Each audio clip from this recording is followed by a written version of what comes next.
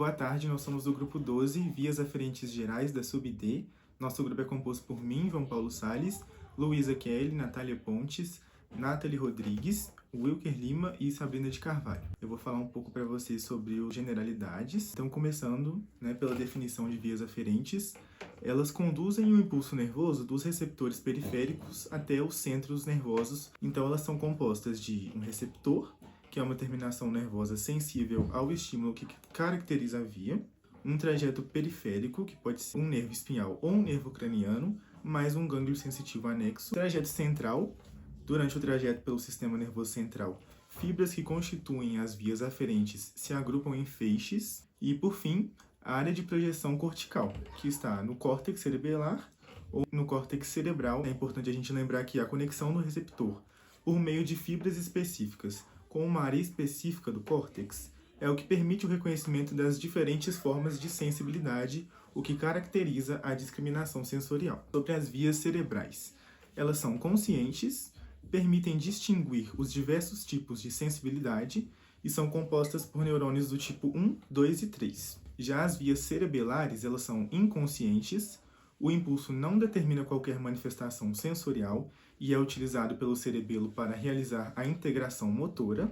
E os neurônios constituintes são os neurônios 2 e 3. Sobre esses diferentes tipos de neurônio, o neurônio 1 ele se localiza em gânglios sensitivos ou na retina e na mucosa olfatória, possui um prolongamento periférico e um prolongamento central. Já os neurônios do tipo 2, eles estão localizados na coluna posterior da medula ou núcleos de nervos cranianos, com exceção das vias óptica e olfatória. O axônio entra na formação de uma fibra logo após a sua origem. Já neurônios do tipo 3 localizam-se no tálamo e origina um axônio que chega ao córtex por uma radiação talâmica, faz exceção à via olfatória. Agora, irei abordar as principais vias aferentes que conduzem informações sensoriais, como dor, temperatura, tato e propriocepção, dos receptores periféricos ao cérebro. Em relação às vias de dor e temperatura, as informações de dor e temperatura chegam ao sistema nervoso central pelo trato espinotalâmico lateral, por duas vias distintas. A primeira é a via não espinotalâmica, em que seu neurônio 1, localizado nos gânglios espinais, conecta aos receptores de dor e temperatura. Seu prolongamento central penetra na medula e faz sinapse com o neurônio 2 na coluna posterior. O neurônio 2 e seus axônios cruzam na comissura branca, formam um trato espinotalâmico lateral e ascendem até o tálamo, conectando-se ao núcleo ventral posterolateral.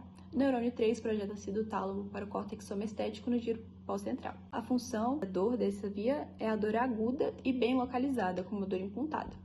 A outra via, a paleoespinotalâmica, seu neurônio 1 se localiza nos gânglios espinais e faz sinapse na medula, semelhantemente à primeira via mencionada. O neurônio 2 forma o trato espino-reticular, que sobe até a formação reticular, fazendo sinapse em vários níveis. E após isso, tem outros neurônios, que são projeções retinotalâmicas, que alcançam os núcleos intralaminares do tálamo com conexões difusas no córtex cerebral. O tipo de dor dessa via, a dor crônica mal localizada, como a dor em queimação, está associada a um componente emocional da dor também, por suas conexões com a amígdala. Em relação à via do trato protopático e pressão, seus receptores são os corpúsculos de Meyer-Ruffini e terminam em folículos pilosos. Neurônio 1, nos gânglios espinais, conecta receptores periféricos à medula. Neurônio 2, axônios cruzam na comissura branca, formando o trato espinotalâmico anterior, que sobe até o tálamo. Neurônio 3 projeta-se do tálamo para o córtex somestético.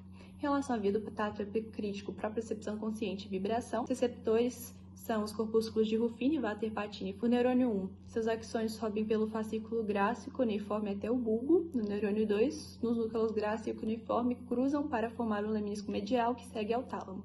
O neurônio 3 projeta-se do tálamo para o córtex somestético. Essa via permite a discriminação de dois pontos, reconhecimento de formas e propriocepção consciente. Em relação à propriocepção inconsciente, os receptores são os fusos neuromusculares e órgãos neurotendinosos, e os tratos são o espinocerebelar posterior, que segue homolateralmente ao cerebelo via pedúnculo cerebelar inferior, e espinocerebelar anterior, que suas fibras cruzam na medula do cerebelo, mas permanecem homolaterais. Em relação à sensibilidade visceral, os receptores são terminações nervosas livres e corpúsculos de Vater Patini, e a via é conduzida principalmente por nervos simpáticos, com projeções pelo funículo posterior ao fascículo grácil, tálamo e ínsula.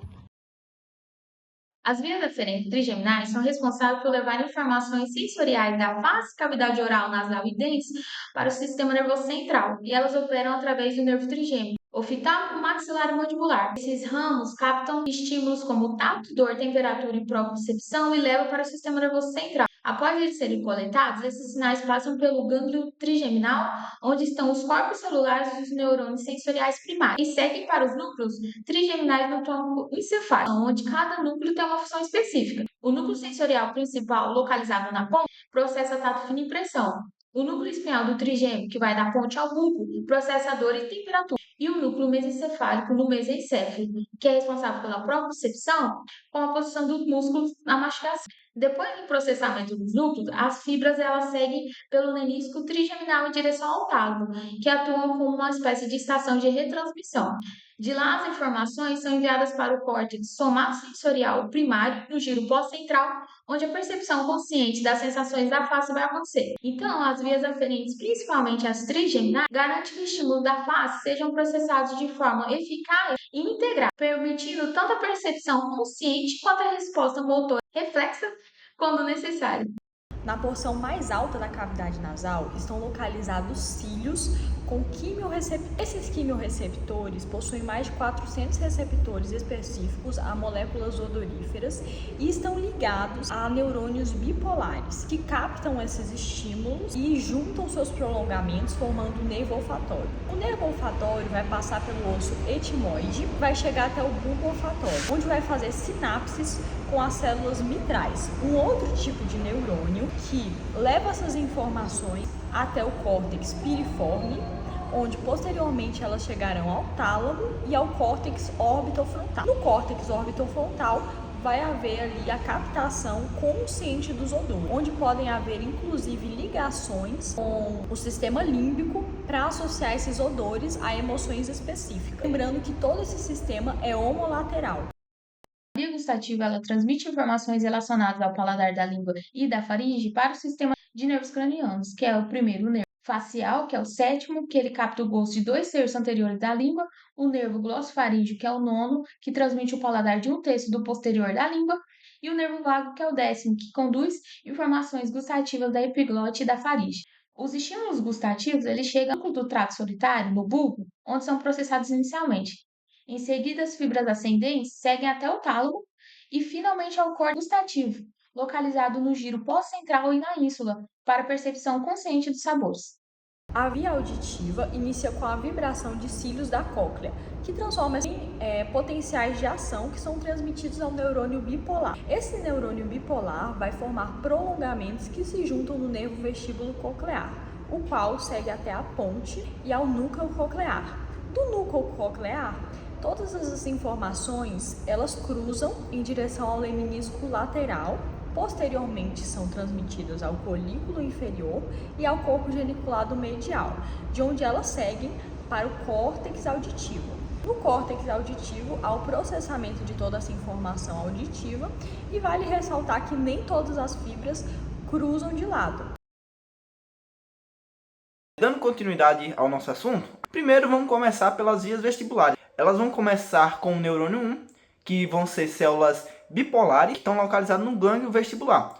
Elas vão captar informações dos receptores no ouvido interno, que vão ser responsáveis por detectar o movimento da nossa cabeça. Esses sinais são enviados para o neurônio 1, eles vão ser por duas vias, que é a via inconsciente e a via consciente. A via inconsciente, eles vão para o cerebelo, que vão coordenar os movimentos para que a gente não perca o equilíbrio.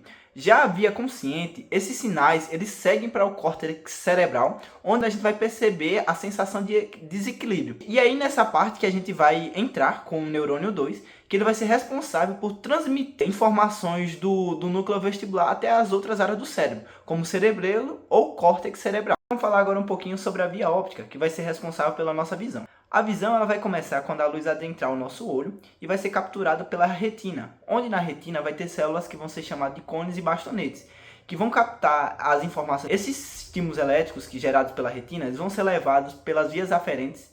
No caso da visão, esses sinais vão seguir pelo nervo óptico, que é formado por fibras de neurônio do tipo 2. Esses neurônios eles vão ser os principais responsáveis por enviar os sinais da retina até a região do cérebro, onde a imagem será processada. Depois que os sinais seguem pelo nervo óptico, eles vão chegar ao quiasma óptico, que é uma região onde as fibras de cada olho vão se cruzar parcialmente. Isso vai ser importante porque vai ajudar o cérebro a combinar as informações dos dois olhos, criando uma percepção visual tridimensional, aquela noção de profundidade que a gente tem. Por fim, esses sinais eles vão viajar até o córtex visual do nosso cérebro, onde eles vão ser interpretados. O córtex visual processa as informações e nos permite ver e entender o que está ao nosso redor.